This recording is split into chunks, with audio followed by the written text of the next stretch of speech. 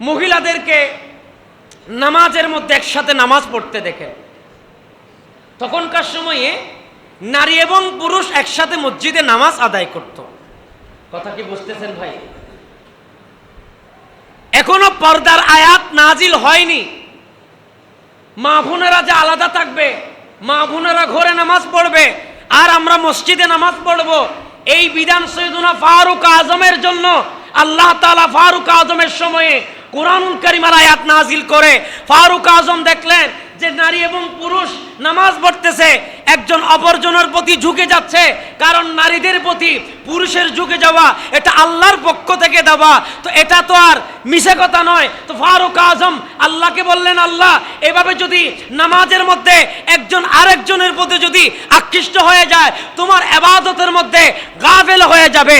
কুরআনুল কারীমের আয়াত আমার আল্লাহ স্পষ্ট আয়াত নাজিল করলেন। আল্লাহ তাআলা বলেন যে ফারুকে আজম রাদিয়াল্লাহু তাআলা আনহুর সময়ে যেরূপ তোমার প্রভু আপনাকে ন্যায়ভাবে এবং আপনার গৃহ হতে বের করিয়েছিলেন, অথচ মুমিনের এক দল তা অপছন্দ করে। এই আয়াতে কারিমার ব্যাখ্যার মধ্যে স্পষ্ট উল্লেখ আছে ফারুকে আজম রাদিয়াল্লাহু তাআলা আনহুর সময়ের ঘটনাটা কুরআনুল কারীমের ভেতরেও আছে। জোরে বলুন না সুবহানাল্লাহ। আর একটু জোরে বলেন। তাহলে রাসূল দোয়া করেছিলেন ফারুকে আজমের জন্য, আর ফারুকে আজমের সময়ে আল্লাহ তাআলা পর্দা এমনভাবে ফারুক আজম বললেন, আজ থেকে তোমরা মসজিদের মধ্যে নারী এবং পুরুষ একসাথে নামাজ পড়বে না, নারীরা ঘরে নামাজ পড়বে আর পুরুষেরা মসজিদে নামাজ পড়বে। কিন্তু আমরা ডিজিটাল পদ্ধতিতে, আমরা তো বাংলাদেশের বিভিন্ন জায়গায় যাই, তো সেখানে দেখি নারীদের জন্য একসাথে নামাজের আপনার একটা মসজিদের মধ্যে আলাদা করে নারীদের জন্য আপনার ইবাদতের জন্য ব্যবস্থা করা হয়। তবে সেটা যদি আলাদাভাবে তাদের যাওয়াটাও যদি আলাদা হয়, অর্থাৎ পুরুষের সাথে কোনো দেখা সাক্ষাতের ব্যবস্থা নেই, এমন হলে সেটা জায়েজ হবে। তবে একটা মাসালা মনে রাখবেন, নারীরা জামাতে নামাজ পড়বে না, নারীরা একাকী নামাজ পড়বে। কিন্তু আমাদের সমাজে অনেক সময় দেখা যায় নারীরা জামাতে নামাজ আদায় করেন। তো ইসলামের এসব বিষয় নিয়ে বাড়াবাড়ি করা এটা আদৌ উচিত নয়। আমাদের ইসলামের আইন কানুনগুলো মানতে হবে, বুঝতে হবে। কারণ কবরস্থানের মধ্যে নারীদের যাওয়ার কোনো বিধান নেই, আল্লাহর ঘরে মসজিদে আসার নারীদের কোনো বিধান নেই। সেজন্য তারা পর্দার ভিতরে থাকবে। ওয়াকারনা ফি বুয়ুতিকুন্না ওয়ালা তাবাররাজনা তাবাররুজাল জাহিলিয়াতিল উলা। তারা জাহিলি যুগের মহিলাদের মতো বেপর্দা চলবে না, তারা পর্দার ভেতরে চলবে। আল্লাহ আমাদের মা বোনদেরকে পর্দার ভেতরে চলার তৌফিক দিক। সকলে বলুন আমিন। আর একটু জোরে বলেন না আমিন। এরপরে বদর প্রান্তরে গিয়ে যুদ্ধ করার পরামর্শ আল্লাহ তাআলার পক্ষ থেকে কুরআনুল কারীমের ভেতরও এটার একটা সুমহান একটা আল্লাহর পক্ষ থেকে ইশারা পাওয়া যাচ্ছে যে ফারুকে আজম রাদিয়াল্লাহু তাআলা যাতে যুদ্ধের ময়দানে গিয়ে যুদ্ধ করেন। জোরে বলুন না সুবহানাল্লাহ। কোরআন শরীফের মধ্যে আমরা খুতবার মধ্যে পড়ি, ইন্নাল্লাহা ইয়া'মুরু বিল আদলি ওয়াল ইহসান ওয়া ইতাইদিল কুরবা ওয়া ইয়ানহা আনিল ফাহশাই ওয়াল মুনকার ইলা আখিরিল আয়া। এখানে স্পষ্ট ফারুক আজম রাদিয়াল্লাহু তাআলা আনহুর কথা আছে। এভাবে ফারুক আজমের উপরে আল্লাহ তাআলা অসংখ্য কুরআনুল কারীমের আয়াত নাজিল করেছেন। আল্লাহ তাআলা আমাদের সবাইকে কবুল করুক। এটা তো ভূমিকম্প হচ্ছে, কিন্তু আমার ভাইয়েরা গত জুমায় আমরা বলেছিলাম বেশি বেশি ভূমিকম্প হওয়া এটা কিসের আলামত? ইতারা নামাতের দে আলো গুসয় নবাজি, বেশি বেশি ভূমিকম্প হওয়া কিয়ামতের আলামত। ইতিমধ্যে আমরা খবর পেয়েছি অনেক জায়গায় ভূমিকম্পে একেবারে আপনার দীর্ঘ ভূমিকম্প হওয়ার কারণে ঢাকার অনেক জায়গায় বিভিন্ন ক্ষয়ক্ষতি হয়েছে।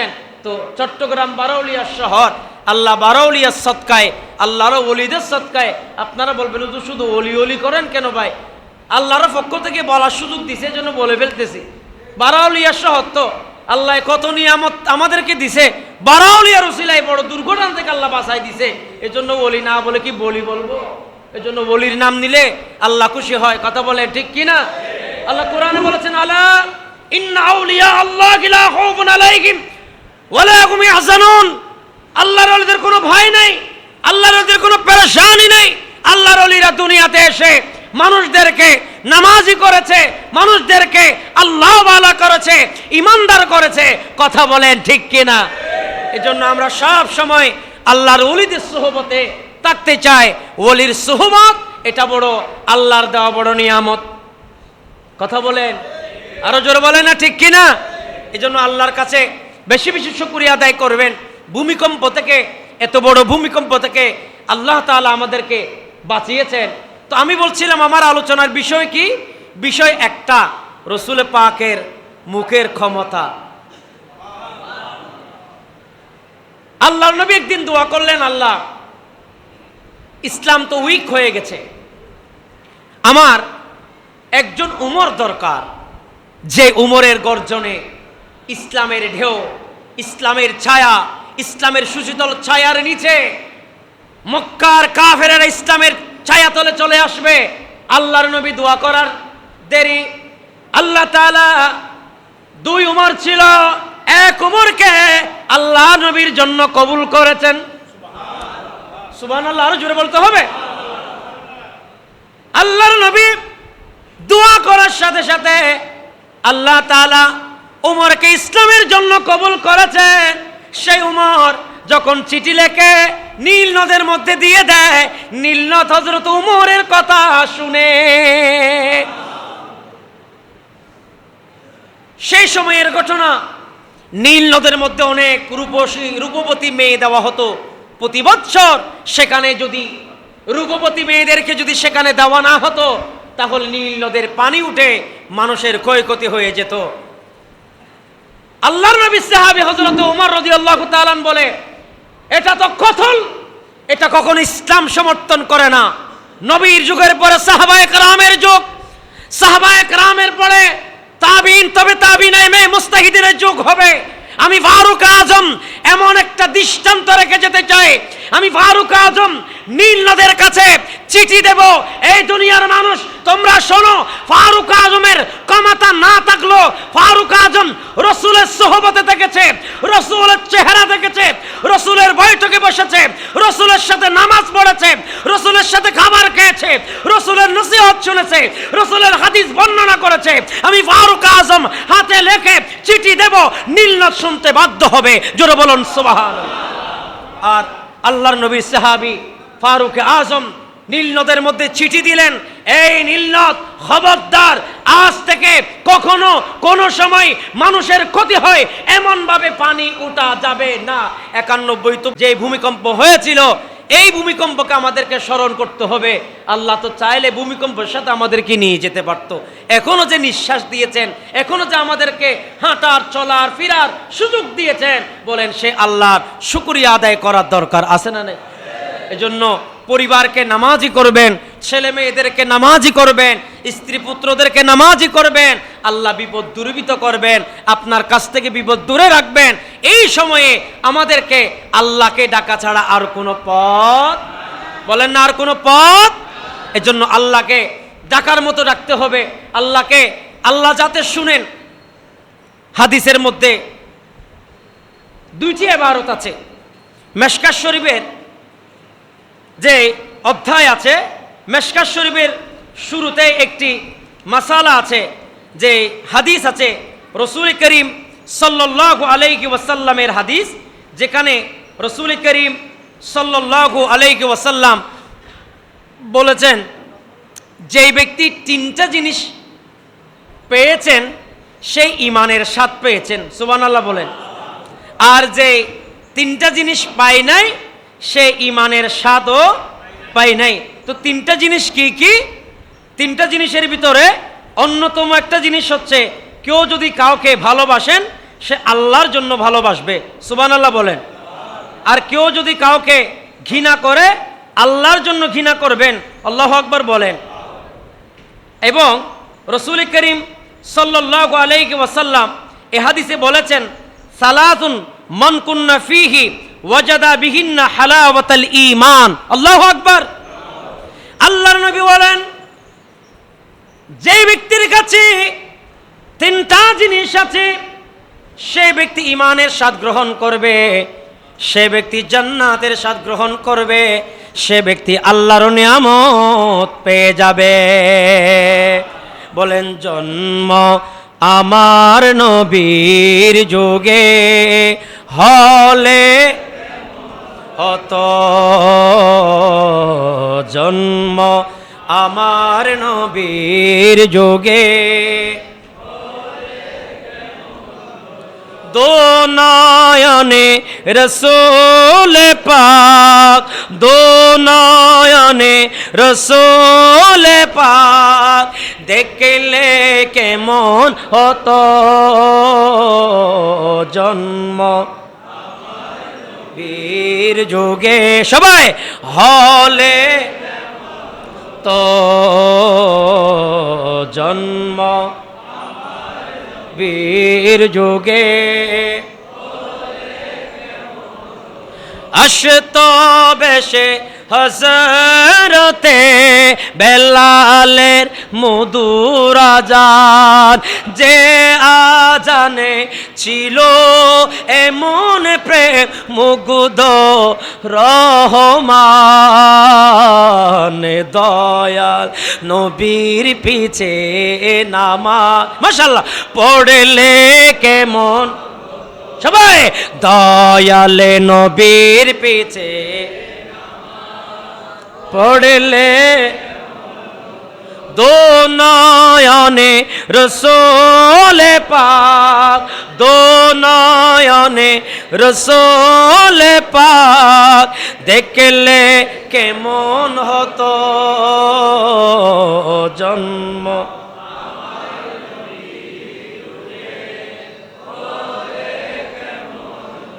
আল্লাহু আকবার বলেন, আরো চিৎকার মেরে বলেন আল্লাহু আকবার।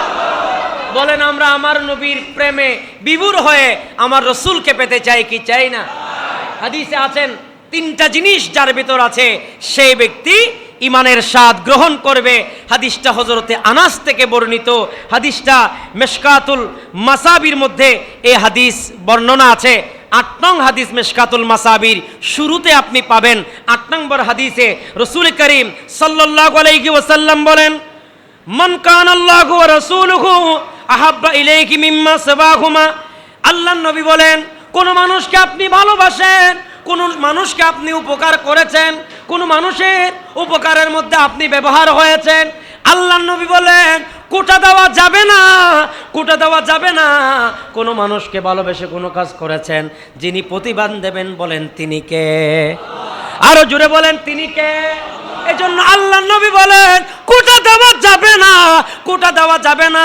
আপনি কোনো মানুষের উপকার করেছেন, আল্লাহর জন্য করেছেন, কোনো মানুষকে ভালোবেসেছেন, আল্লাহর জন্য ভালোবেসেছেন। আল্লাহর নবী হাদিসে মুবারকার মধ্যে রাসূল করিম সাল্লাল্লাহু আলাইহি ওয়াসাল্লাম ইরশাদ করেন, ও জগতের মুসলমানেরা, তোমরা এমন কাজ করো না, ইয়া আইয়ুহান নবী আমানু লা তুবতিলু সাদাকাতিকুম, তোমরা তোমাদের সদকাকে নষ্ট করিও না, তোমরা তোমাদের সদকাকে ধ্বংস করিও না। ওই সদকা, যে সদকা করার পরে কোটা দেওয়া হয়, দেখিয়ে দেওয়া হয়, এমন সদকা করাচ্ছে না করা ভালো, ঠিক কি না? যে দান করার পরে দেখিয়ে দেওয়া হয়, আমার নবী বলে সেই দান করাচ্ছে না করা ভালো। এরপর রাসূলুল্লাহ সাল্লাল্লাহু আলাইহি ওয়াসাল্লাম বলেন, ওয়ামাই ইয়াকরাহু আইয়াউদা ফিল ومن يكره أن يعود في الكفر بعد أن أنقذه الله منه كما يكره أن يلقى في النار। উচ্চ সুরে বলুন না আল্লাহু আকবার। কোন জিনিসকে যদি আপনি অপছন্দ করেন, কোন মানুষকে যদি অপছন্দ করেন, কোন কাজকে যদি অপছন্দ করেন, আপনি আপনার ওই কাজ থেকে ফিরে আসা এমন ভাবে জেনে নেন, কোন মানুষ যদি আগুনের গুল্লা থেকে বেঁচে আসে, তাকে যদি বলেন ভাই আরেকটু যান আগুনের ভিতরে, যাবে নাকি? কথা বলেন, যাবে নাকি? এজন্য আল্লাহর নবী বলেন, আগুন থেকে ফিরে আসার পরে সে যেভাবে আগুনের মধ্যে ফিরে যেতে চায় না, সেজন্য আল্লাহর নবী বলেন কুফুরির মধ্যে বারবার ফিরে যেতে পারবে না। কুফুরি থেকে আমাদেরকে বেঁচে থাকতে হবে এবং আল্লাহর জন্য কাউকে ঘৃণা করলে আল্লাহর জন্য করতে হবে, ভালোবাসলে আল্লাহর জন্য বাসতে হবে, এবং সাথে সাথে কোনো কুফরি থেকে যদি আপনি ফিরে আসেন, ওইভাবে ফিরে আসেন যেভাবে আসার জন্য হুকুম দিয়েছেন আমার নবী। জোরে বলুন না সুবহানাল্লাহ। এর আগের হাদিসে রাসূলুল্লাহ সাল্লাল্লাহু আলাইহি ওয়াসাল্লাম বলেছেন, লা ইউমিনু হাদুকুম হাত্তা আকুনা হাব্বা ইলাইহি মিন ওয়ালিদিহি ওয়া ওয়ালাদিহি ওয়ান নাস আজমাইন। ততক্ষণ তুমি ঈমানদার হবে না যতক্ষণ তোমরা আল্লাহর নবীকে জানের চেয়ে, প্রাণের চেয়ে, সম্পদের চেয়ে, দুনিয়ার সব কিছুর চেয়ে বেশি ভালোবাসতে পারবেন না। আল্লাহ তাআলা আমাদেরকে নবীর কথা মোতাবেক জীবন যাপন করার তৌফিক দিক। আমাদের আলোচনার বিষয় ছিল নবীর কথা। নবী যা বলেছেন তা হয়ে গেছে। নবী উতবা উতাইবার জন্য দোয়া করেছেন, নবীর মেয়ে বিয়ে করে আবার ছেড়ে দিছেন, নবীর ঘরের মধ্যে ফেরত দিছেন। উম্মে কুলসুম রুকাইয়াকে বিয়ে করে সে আবার নবীর মেয়েকে ফেরত দিয়েছেন। আল্লাহ নবী দোয়া করেছেন, আল্লাহ আমি তোমার কাছে দোয়া করছি, এই জালেম আমার মেয়েকে বিয়ে করে আমি নবীর ঘর আবার ফেরত দিয়েছে। আল্লাহ আমি তোমার কাছে দোয়া করছি, তার বুকটা ছিঁড়ে যাতে বাঘে খায়, বাঘে তার রুহুটা যে কলিজায়, রসুলের কলিজায় আঘাত দিয়েছে, আমি দেখতে চাই তার কলিজাটা বাঘে খাবে। ঠিক তেমনি ভাবে উতাইবার শরীরকে বাঘে ছিঁড়ে ছিঁড়ে খেয়েছে। বলেন রসুলের কথা চুল পরিমাণ, বিন্দু পরিমাণ, কিঞ্চিত পরিমাণ এদিক আর এদিক হয়। এজন্য রসুলের সাথে বিদ্বেষ করা যাবে। ইন্নাল্লাযীনা ইউযুনাল্লাহা ওয়া রাসূলাহু লা'নাহুমুল্লাহু ফিদ দুনিয়া ওয়াল আখিরা। আল্লাহ তাআলা আল্লাহ এবং রাসূলের পথে আমাদেরকে ফেরার তৌফিক দিক। ভূমিকম্পের মতো কঠিন আযাব থেকে আল্লাহ আমাদের সমাজকে রক্ষা করুক। আল্লাহ তাআলা আমার নবী কেমন ক্ষমতা দিয়েছেন। আমার নবী চাইলে দিনকে রাত করতে পারেন, রাতকে দিন করতে পারেন। কথা বলেন ঠিক কিনা? আমার নবী চেয়েছেন, কাবা পরিবর্তন হয়েছে, কেবলা পরিবর্তন হয়েছে। আপনারা প্রত্যেকেই জানেন আমাদের কিবলা পশ্চিম দিকে ছিল না, আমাদের কিবলা ছিল বায়তুল মুকদ্দাসের দিকে। নবী আল্লাহর কাছে ইরাদা করেছেন, ইচ্ছা করেছেন, আল্লাহ নামাজ অবস্থায় 2 রাকাত নামাজ আমার নবী পড়েছেন, আর 2 রাকাত নামাজ এখনো পড়েননি। আল্লাহ বলে, হাবিব আমি আপনাকে এত সম্মান করি, আপনি নামাজের ভিতরেই কেবলা পরিবর্তন করে নেন। বলেন আমার নবীর কথার প্রভাব আছে না নাই? আরো জোরে বলেন আছে না নাই? এক ফিরিওয়ালা, আপনারা কি বলেন ভাই, চিটাগের ভাষায় কি বলে, ওই আমাদের বাড়ির ধারে ধারে দোকানে দোকানে মেয়েদের বিভিন্ন কানের দুল, নাকের দুল, বিভিন্ন আপনার সোনো ফোটার বিক্রি করে যারা, তারারে আমরা কি কই? ফেরিওয়ালা। এক ফেরিওয়ালা যাইয়া নবীর দরবারে নালিশ দিছে, ও নবী আপনার কাছে একটা বিচার দিলাম। বিচার কি? বলে আবু জেহেল আমার থেকে জিনিস নিছে কিন্তু টাকা ফেরত দেয় না। টাকা দিতে গেলে বললে সে আমাকে কি দেয়? ধমক দেয়। গত কয়েকদিন আগের ঘটনা আপনারা দেখেছেন, মোবাইল ঠিক করেছে 1500 টাকা। মোবাইল ঠিক করার মেরামতের যে টাকা সেটা চাইতে গিয়ে যিনি আপনার মোবাইলটা ঠিক করে দিয়েছিলেন, তিনি যখন ওই নেতার কাছে টাকা চাইতে গেছে, তিনাকে কুফিয়ে জাগার মধ্যে হত্যা করা হয়েছে। এটা কেমন সমাজ, কেমন নির্বিচার, কেমন নির্লজ্জতার সমাজে আমরা বসবাস করছি। আপনি তার থেকে মোবাইলটা ঠিক করে নিয়েছেন, 1500 টাকার বদৌলতে টাকাটা চাইতে যাইতে দেরি তাকে জাগার মধ্যে কুফিয়ে হত্যা করেছেন। আল্লাহর কাছে দোয়া করছি, যিনি কুফিয়ে হত্যা করেছে তার বিচারও যাতে স্বাধীন সোনার বাংলার জমিনে মানুষ দেখুক। কথা বলেন ঠিক কিনা? আবু জেহেল ওই ফেরিওয়ালার টাকা দেয় না। ফেরিওয়ালা আল্লাহ নবীর কাছে গিয়ে বলেন, ইয়া রাসূলুল্লাহ, ইয়া হাবিবাল্লাহ, আমি জানি আপনার কথার অনেক প্রভাব, আপনি বললে আবু জেহেল ভয় পাবে।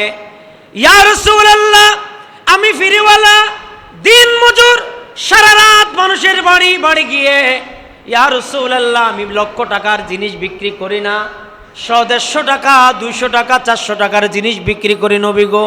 এই আবু জেহেল আমার টাকা দেয় না। আল্লাহর নবী বলেন, যা চলো চলো, তুমি আমার সাথে চলো। ফিরিওয়ালাকে নিয়ে আল্লাহর নবী আবু জেহেলের কাছে গেলেন।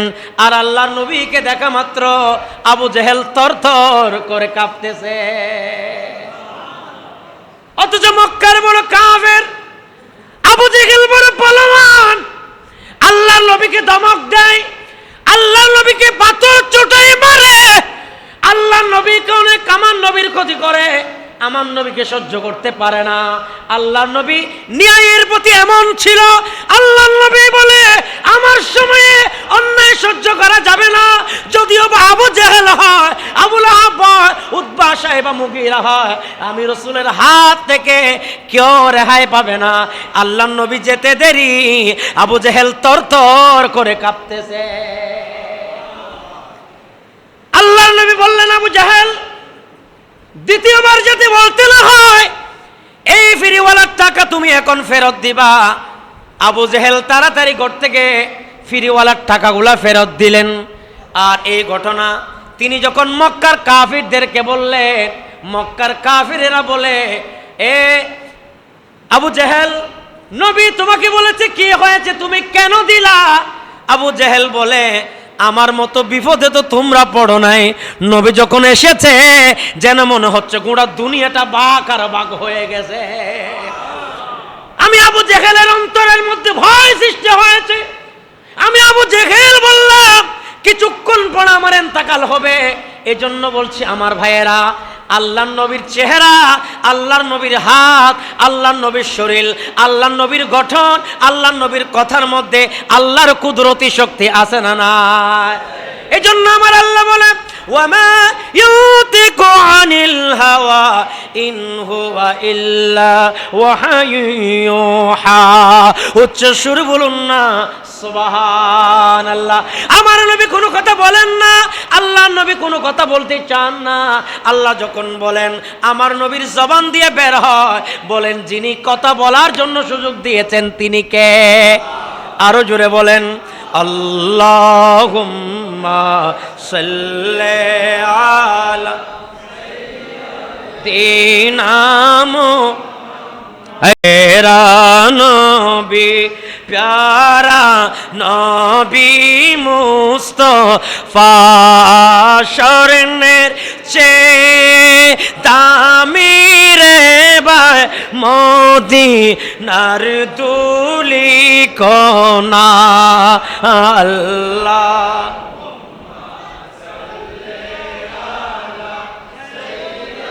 দীনা মুহাম্মদ নবী।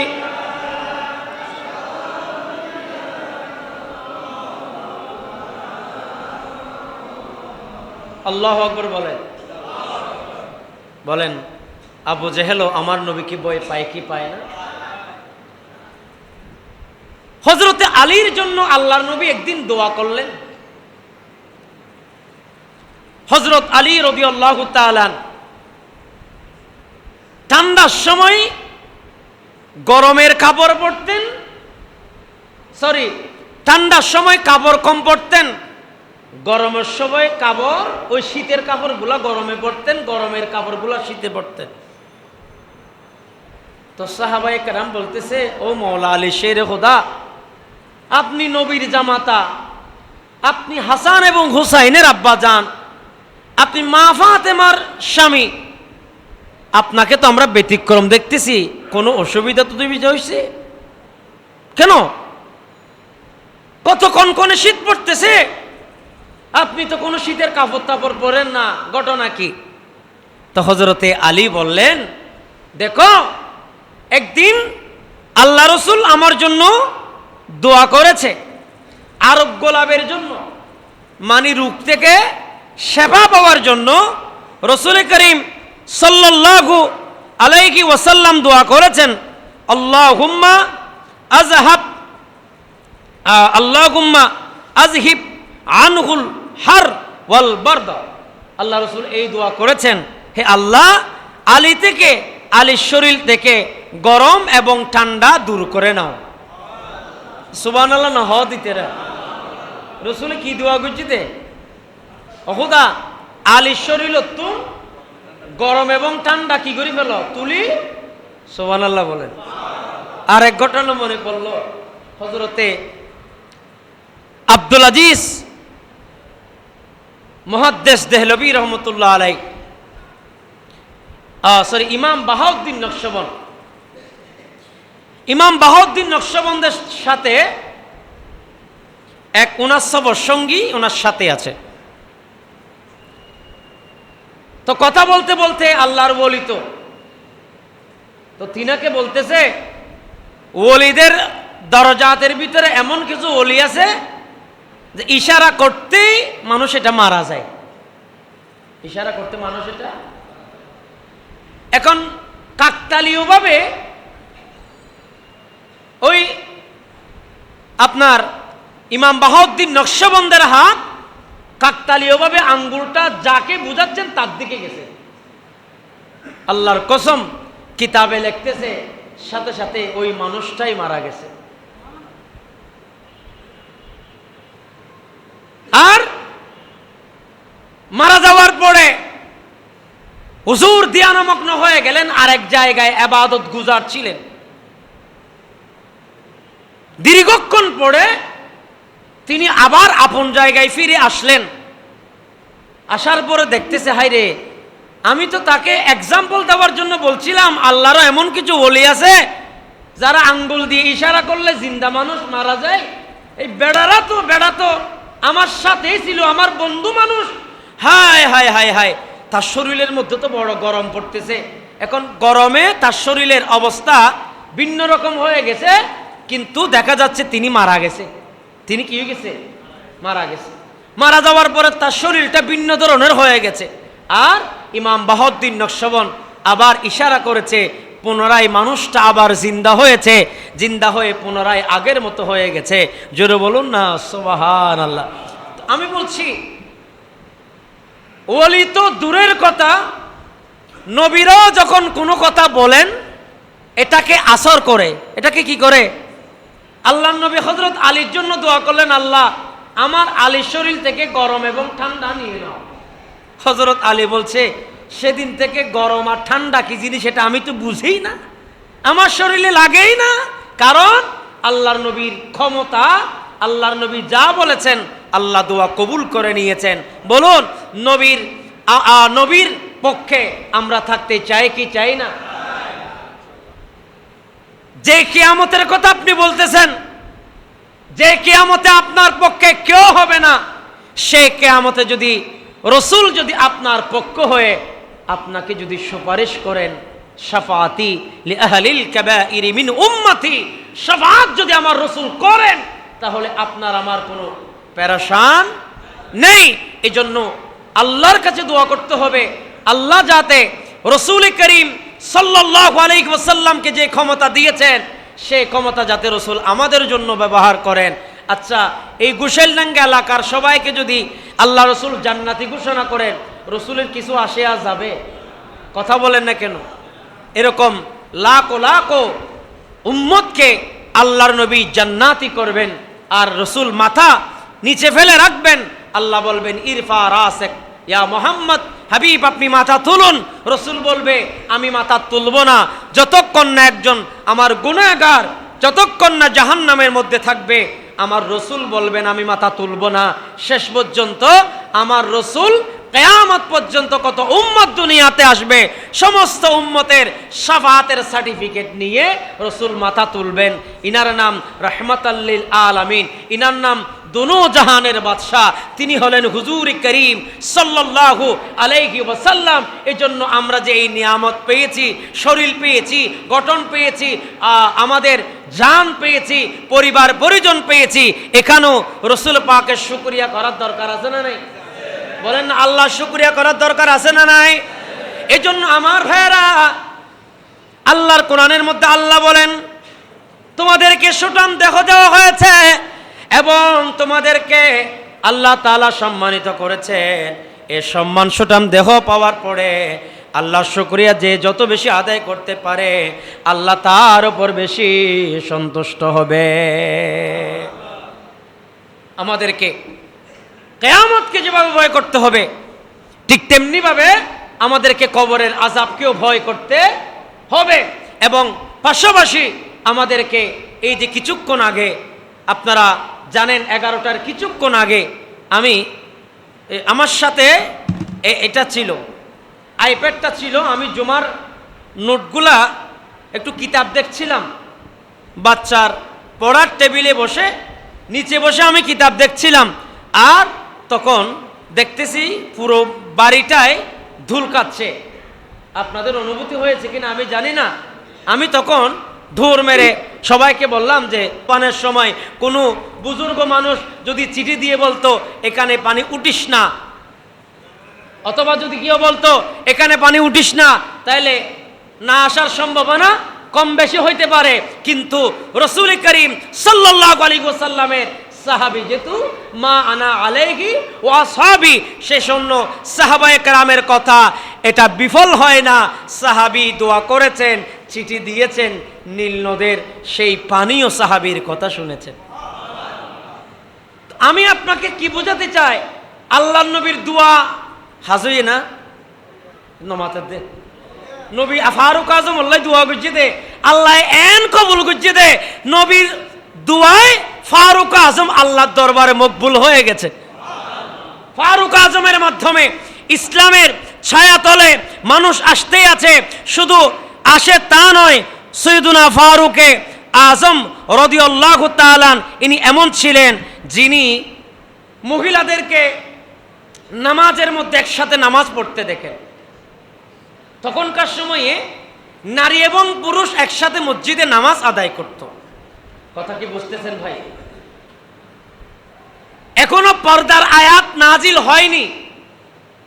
মা বোনেরা যে আলাদা থাকবে, মা বোনেরা ঘরে নামাজ পড়বে আর আমরা মসজিদে নামাজ পড়ব, এই বিধান সৈয়দুনা ফারুক আজমের জন্য আল্লাহ তাআলা ফারুক আজমের সময়ে কুরআনুল কারীমের আয়াত নাজিল করে। ফারুক আজম দেখলেন যে নারী এবং পুরুষ নামাজ পড়তেছে, একজন অপরজনের প্রতি ঝুঁকে যাচ্ছে, কারণ নারীদের প্রতি পুরুষের ঝুঁকে যাওয়া এটা আল্লাহর পক্ষ থেকে দেওয়া, তো এটা তো আর মিছে কথা নয়। তো ফারুক আজম আল্লাহকে বললেন, আল্লাহ এভাবে যদি নামাজের মধ্যে একজন আরেকজনের প্রতি যদি আকৃষ্ট হয়ে যায়, তোমার ইবাদতের মধ্যে গাফেল হয়ে যাবে। কুরআনুল কারীমের আয়াত আমার আল্লাহ স্পষ্ট আয়াত নাজিল করলেন। আল্লাহ তাআলা বলেন যে ফারুকে আজম রাদিয়াল্লাহু তাআলা আনহুর সময়ে যেরূপ তোমার প্রভু আপনাকে ন্যায়ভাবে এবং আপনার গৃহ হতে বের করিয়েছিলেন, অথচ মুমিনের এক দল তা অপছন্দ করে। এই আয়াতে কারিমার ব্যাখ্যার মধ্যে স্পষ্ট উল্লেখ আছে ফারুকে আজম রাদিয়াল্লাহু তাআলা আনহুর সময়ের ঘটনাটা কুরআনুল কারীমের ভেতরেও আছে। জোরে বলুন না সুবহানাল্লাহ। আর একটু জোরে বলেন। তাহলে রাসূল দোয়া করেছিলেন ফারুকে আজমের জন্য, আর ফারুক আজমের সময়ে আল্লাহ তাআলা পর্দা এমনভাবে ফারুক আজম বললেন, আজ থেকে তোমরা মসজিদের মধ্যে নারী এবং পুরুষ একসাথে নামাজ পড়বে না, নারীরা ঘরে নামাজ পড়বে আর পুরুষেরা মসজিদে নামাজ পড়বে। কিন্তু আমরা ডিজিটাল পদ্ধতিতে, আমরা তো বাংলাদেশের বিভিন্ন জায়গায় যাই, তো সেখানে দেখি নারীদের জন্য একসাথে নামাজের আপনার একটা মসজিদের মধ্যে আলাদা করে নারীদের জন্য আপনার ইবাদতের জন্য ব্যবস্থা করা হয়। তবে সেটা যদি আলাদাভাবে তাদের যাওয়াটাও যদি আলাদা হয়, অর্থাৎ পুরুষের সাথে কোনো দেখা সাক্ষাতের ব্যবস্থা নেই, এমন হলে সেটা জায়েজ হবে। তবে একটা মাসালা মনে রাখবেন, নারীরা জামাতে নামাজ পড়বে না, নারীরা একাকী নামাজ পড়বে। কিন্তু আমাদের সমাজে অনেক সময় দেখা যায় নারীরা জামাতে নামাজ আদায় করেন। তো ইসলামের এসব বিষয় নিয়ে বাড়াবাড়ি করা এটা আদৌ উচিত নয়। আমাদের ইসলামের আইন কানুনগুলো মানতে হবে, বুঝতে হবে। কারণ কবরস্থানের মধ্যে নারীদের যাওয়ার কোনো বিধান নেই, আল্লাহর ঘরে মসজিদে আসার নারীদের কোনো বিধান নেই। সেজন্য তারা পর্দার ভিতরে থাকবে। ওয়াকারনা ফি বুয়ুতিকুন্না ওয়ালা তাবাররাজানা তাবাররুজাল জাহিলিয়াতিল উলা, তারা জাহিলি যুগের মহিলাদের মতো বেপর্দা চলবে না, তারা পর্দার ভেতরে চলবে। আল্লাহ আমাদের মা বোনদেরকে পর্দার ভেতরে চলার তৌফিক দিক। সকলে বলুন আমিন। আর একটু জোরে বলেন না আমিন। এরপরে বদর প্রান্তরে গিয়ে যুদ্ধ করার পরামর্শ আল্লাহ তাআলার পক্ষ থেকে কোরআনুল কারিমার ভেতরও এটার একটা সুমহান একটা আল্লাহর পক্ষ থেকে ইশারা পাওয়া যাচ্ছে যে ফারুক আজম রাদিয়াল্লাহু তাআলা যাতে যুদ্ধের ময়দানে গিয়ে যুদ্ধ করেন। জোরে বলুন না সুবহানাল্লাহ।